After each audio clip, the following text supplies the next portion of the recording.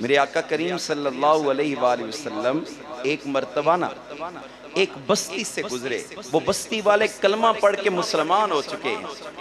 اب انہوں نے سرکار کو دیکھا نہیں ہے، بس سنا، سن کے ہی سرکار پہ قربان ہو گئے، بغیر دیکھے کلمہ پڑھا۔ آج گزر ہوا، آقا کریم اپنے صحابہ کرام کے ساتھ وہاں سے گزرے تو ان قبیلے والوں نے پوچھا کون ہے یہ؟ کہا گیا یہی تو اللہ کے نبی ہیں۔ تو بڑے خوش ہوئے کہ زندگی میں جس کا کلمہ پڑھا ہے اس کے دیدار سے بھی مشرف ہو گئے ہیں۔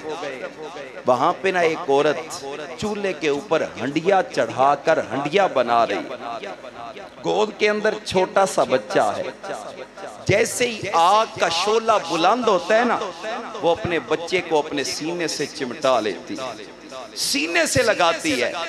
جب اسے محسوس ہوتا ہے کہ اب آگ کا الاؤ کم ہے، پھر بچے کو معمول کے مطابق کر دیتی ہے۔ پھر آگ کا شعلہ بلند ہوتا ہے، پھر بچے کو سینے سے لگاتی ہے۔ سرکار یہ منظر دیکھ رہے ہیں، حیران بھی ہو رہے ہیں۔ وہ عورت اٹھی اور سرکار کے پاس آئی، آ کر کہتی ہے آپ سے سوال ہے، آپ نے ابھی میرا عمل دیکھا ہے، کیا اللہ اتنا پیار اپنے بندوں سے کرتا ہے؟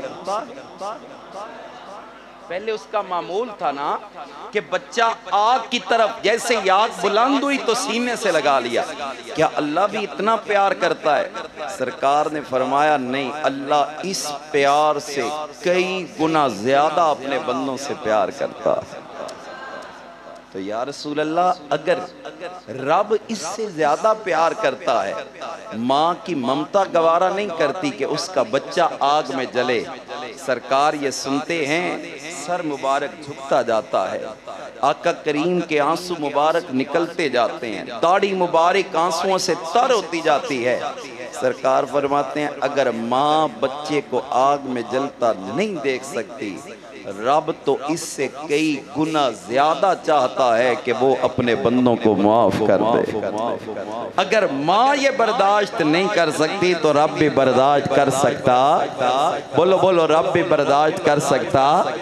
وہاں پہ تو دل کا خلوص دیکھا جاتا ہے، اس بارگاہ میں گناہ نہیں، گناہ کی کثرت نہیں، اس بارگاہ میں تو یہ دیکھا جا رہا ہے کہ یہ آیا ہے، ایک اس کے منہ سے جملہ محبت کا، پیار کا، ندامت کا نکلا ہے۔